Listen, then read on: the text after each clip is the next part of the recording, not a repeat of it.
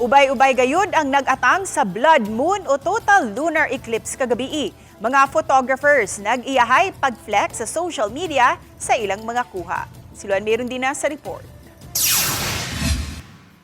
Bisan pa man sa presensya sa mga panganod kagahapon apan nasaksihan gayud sa dakong bahin sa Cebu ang total lunar eclipse. Pasado alas 5 sa hapon kagahapon, inanay nga nipakita ang blood moon ug tataw kaayo kini habig sa South Road Properties. Ang mga nagjogging ug walking sa dapit tuyo nga ni hunong ug nikuha og photos ug videos sa blood moon atol sa peak niini pasado alas 7 kagabii. Sama ni ining mga second-year medicine students nga nag-iyahay pagkupot sa ilang cellphone aron makakuha og best shot sa blood moon. Excited ko ma'am kay sige ra mo gumipundog balay niya karon pa pud mi gawas kay exam ang gumi gapon so karon na pud mi ka kuno na hala eclipse day karon so lantaw na pud mi.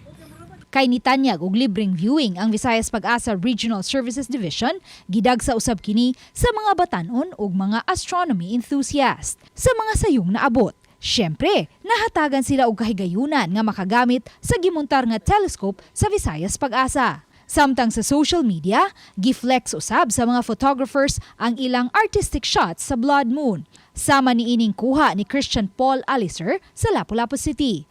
Matod ni Christian, kuha niya ang maong hulagway didto sa Pag-asa Mactan. Ug aron makahimo og artistic shot, gistitch niya ang tulo ka photos sa blood moon. Very creative usab ang pagka-capture ni Chris Mahilom sa blood moon kagabii. Matod ni Chris, cellphone lang ang iyang gigamit apan gisiguro niyang mahatagan og hustisya ang katahom sa blood moon pinaagi sa insaktong framing ug angling. Gani ubay-ubay sa mga social media sites ang ni-share sa creative capture ni Chris.